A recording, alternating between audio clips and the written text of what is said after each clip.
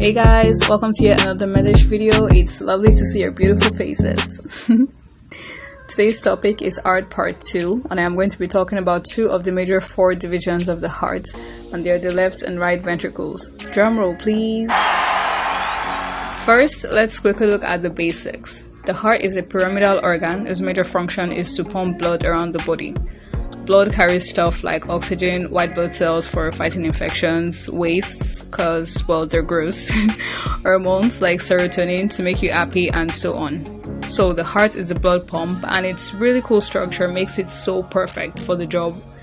For extra details about the general anatomy of the heart, check out this video.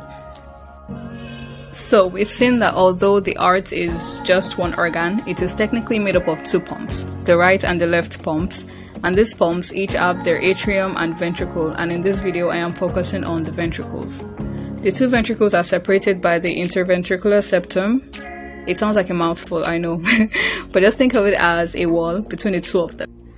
And this septum is there mostly just to prevent the mixing of oxygenated blood on the left side and deoxygenated blood on the right side. The IV septum also plays a major part in the conduction of electricity through the heart, but that's not what this video is about, so I will not go into that. Because the ventricles are really similar, both in structure and function, we'll mostly be looking at them together, focusing on their similarities and differences.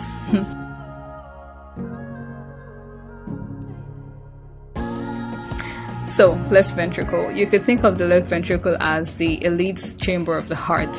It has way more perks than the rest. It has the thickest wall, more and finer trabeculae carnae, which are similar in function to papillary muscles, but we'll look at this in a second.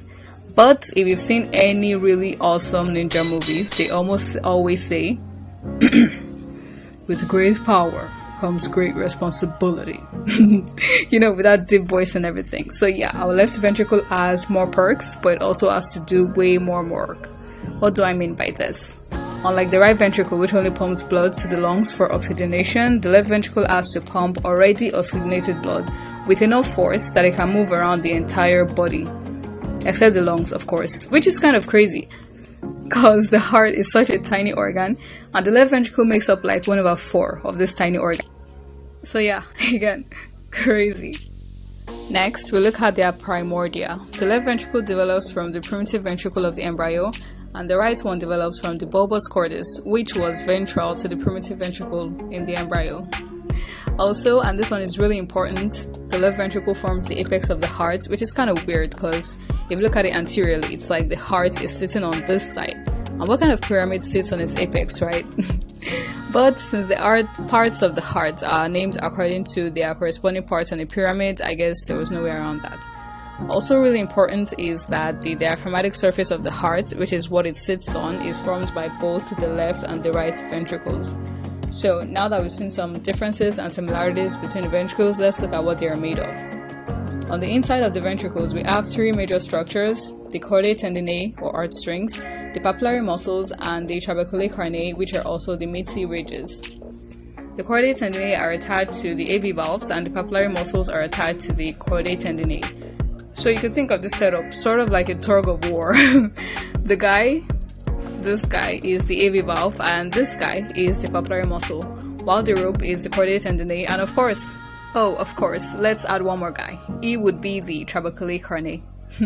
So the major function of the papillary muscles and trabeculae carnae is to pull on the chordae tendinae, which in turn pull on the AV valves and stop them from opening back into the atrium when the heart contracts. See? Easy peasy.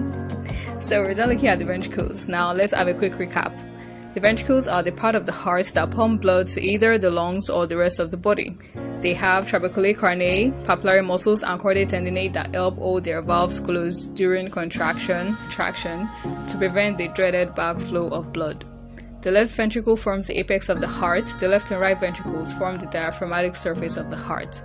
The chordae tendinae are also known as the heartstrings, and finally the trabeculae carnae are also known as the columnae carnae, or the meaty ridges, which is cool because who doesn't like meat, right?